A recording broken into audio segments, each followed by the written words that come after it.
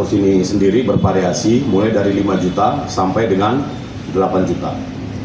Pada kesempatan ini kami akan menyampaikan kronologis penangkapan, di mana pada saat Subdit 4 Tipiter melakukan penyelidikan, ya, kemudian dilakukan penyelidikan mulai dari proses pendaftaran, ya, proses pendaftaran di website, kemudian juga berkomunikasi dengan admin, sehingga melakukan pengamatan di lokasi yang biasanya mereka melakukan praktek aborsi.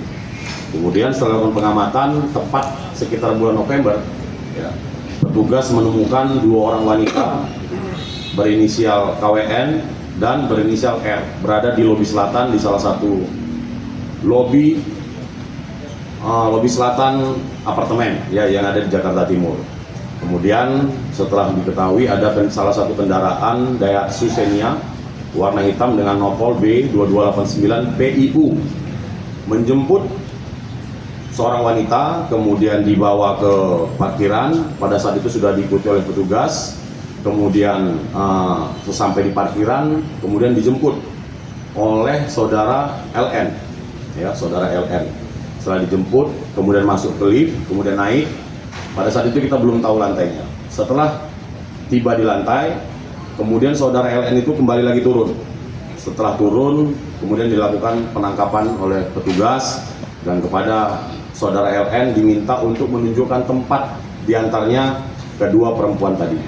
Kemudian diantar sampai ke lantai 28, tepatnya di kamar 28A, ya.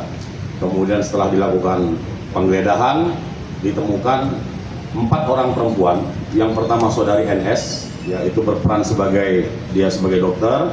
Kemudian saudara RH, saudari KWM, ini adalah pasien, ya, dan saudari Renita. Kemudian setelah dilakukan penangkapan terhadap keempat orang ini, maka dilakukan segala penggeledahan, termasuk juga oleh TKP.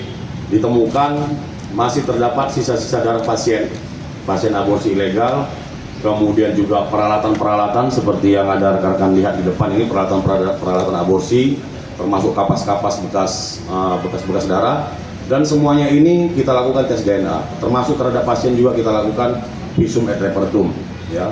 Dan hasil DNA tentu saja darah yang terdapat di kapas maupun di sisa-sisa darah yang ada di TKP ini sesuai dengan salah satu pasien yang sedang dilakukan aborsi. Kemudian terhadap keseluruh tersangka, baik yang ditangkap di dalam kamar, termasuk juga pasien, termasuk juga yang tadi saudara LN, saat ini semuanya sudah berada di Polda Metro Jaya dan sudah diproses sesuai dengan hukum yang berlaku.